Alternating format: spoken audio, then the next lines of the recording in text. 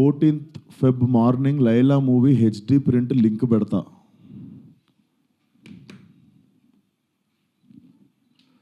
వీడి ఖాతాలో ఇంకొకడు బలి పాపం.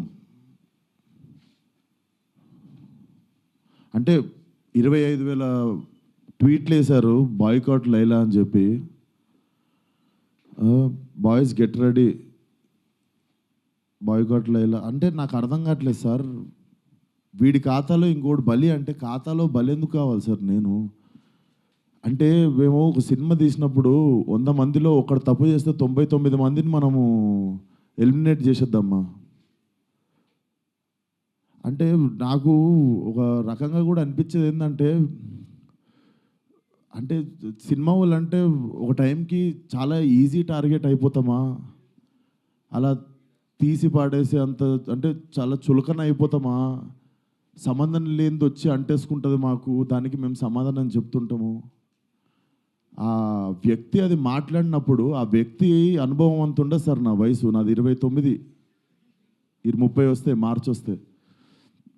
ఆ వ్యక్తి అది మాట్లాడుతున్నప్పుడు నేను కానీ ప్రొడ్యూసర్ గారు కానీ చిరంజీవి గారు వస్తున్నారంటే రిసీవ్ చేసుకోవడానికి బయటికి వెళ్ళాము. తిరిగి వచ్చాము, ఈవెంట్ అయిపోయింది. ఇంటికి వెళ్ళేదాకా మాకు తెలియదు ఈ వ్యక్తి స్టేజ్ మీద ఏం మాట్లాడాడు. అండ్ మేము సినిమాలో అలాంటి సీన్ ఏం పెట్టలేదు. అతను లోపల వేసినప్పుడు ఎన్ని గొర్రెలు ఉంటాయో అతను సినిమా లాస్ట్ దాకా కూడా అన్నీ గొర్రెలు ఉంటాయి. అండ్ మాకు అతను మాట్లాడిన దానికి సినిమాకి వీటికి ఏం సంబంధం లేదు. మీరు అతని మీద కోపం మా సినిమా మీద చూపించడము. ముఖ్యంగా చాలామంది కష్టపడ్డాం సార్ ఈ సినిమాకి. అట్లా సినిమా రాకముందే చంపేయకండి. అండ్ మరీ అంత చిన్న అంత చులకనగా నాకు అర్థం కావట్లేదు ఏం మాట్లాడారు. బాయ్కాట్ లైలా 25 ట్వీట్లు ఏంటండి? 25,000 ట్వీట్లు ఏంటండి? మీకు ఈ టైంలో నేను ఒక్కసారి మిమ్మల్ని అడుగుతున్నా, జరిగింది ఎంత కరెక్ట్ అంటారో మీరే చెప్పండి సార్. ఇక్కడ చాలామంది ఉన్నారు. మీరు ఆయన మాట్లాడిన దానికి మీరు చెప్పండి సార్. మా సినిమా బాయ్కాట్ అని చెప్పి 25,000 ట్వీట్లు వేయడం కరెక్టా? మీరు ఒక్కసారి చెప్పండి సార్.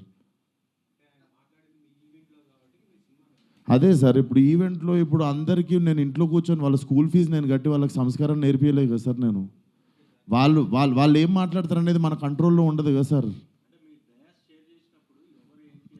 అవును సార్, అతనికి నేను నేర్పిస్తానా? అతనికి ఓ నాదే తప్పు అంటారు.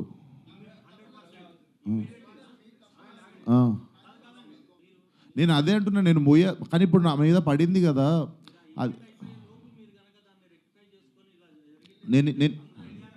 నేను ఇప్పుడే చెప్తున్నా కదా సార్. మేము చిరంజీవి గారిని రిసీవ్ చేసుకోవడానికి వెళ్ళాం. మేము కూడా ఇంటికి వెళ్ళిన తర్వాత చూసాము. మీరు నేను చెప్పింది అబద్ధం అయితే పోయి ఈవెంట్ వీడియో చూసుకోండి. అతను మాట్లాడినప్పుడు మా మీద కెమెరా లేదు, ఎందుకంటే మేము లేము అక్కడ. నేను సావు గారు రిసీవ్ చేసుకోవడానికి వెళ్ళాం. మీకు తెలుసు ఎంత గోలగోలగా ఉంటుందో ఈవెంట్ అయిపోయింది, ఇంటికి వెళ్ళిపోయాము. ఇంటికి వెళ్ళిపోయిన తర్వాత చూసి షాక్. ఇది ఆయన ఎప్పుడు మాట్లాడండి, ఇది అసలు ఇవన్నీ ఎప్పుడు జరిగినాయి అని మేము షాకు. ఎందుకంటే ఈవెంట్ అయిపోయిన తర్వాత మేము కూర్చొని డిన్నర్ చేస్తున్నాము, అంత అయిపోయింది. ఇంటికి వెళ్ళిపోయిన తర్వాత సడన్గా ఈ హ్యాష్ ట్యాగ్ చూసి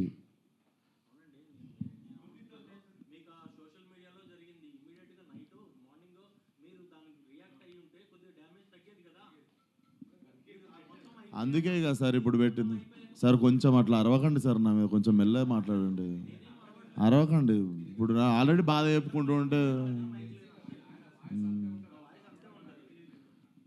సరే సార్. మీకు మీ అందరికీ చూస్తున్న జనాలకి క్లారిటీ ఇవ్వడానికే వచ్చినాం ఇక్కడికి.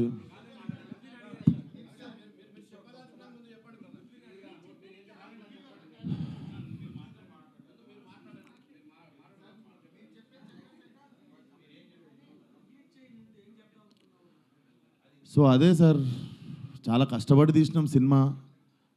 ఇప్పుడు అది ఎంతవరకు న్యాయం? మాకు బాయ్కాట్ లైలా అని 25,000 ట్వీట్లు వేసి పొద్దున పూట హెచ్డి ప్రింట్ పెడతాం సినిమాది అని, వాడి ఖాతాలో వీడు బలి అని. నాతో ఏం శత్రుత్వం ఉంది బాస్ మీకు?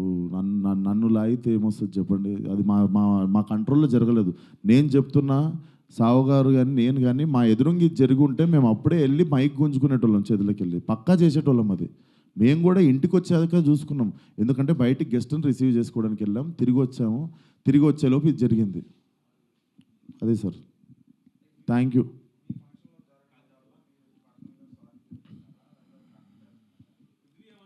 ఇప్పుడు నా సినిమా రిలీజ్ కావాలి కదా సార్ 2 రోజుల్లో. సార్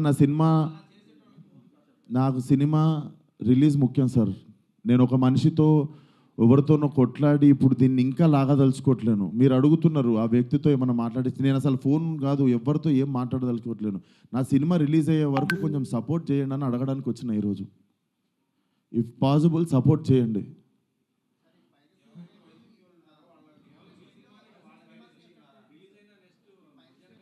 చెప్తున్నా సార్, ఇక్కడ ఓపెన్గా నాకు పెడుతురు కదా, ఓపెన్గా నాకు డైరెక్ట్ థ్రెట్ ఇస్తురు కదా. నేను అందరికీ చెప్పేది ఒకటే సార్, మా కంట్రోల్లో లేకుండా ఒక మనిషి చేసిన తప్పుకి మా సినిమాని బలి చేయకండి. ఇది కైండ్ రిక్వెస్ట్ అంతే మేము అడిగేది.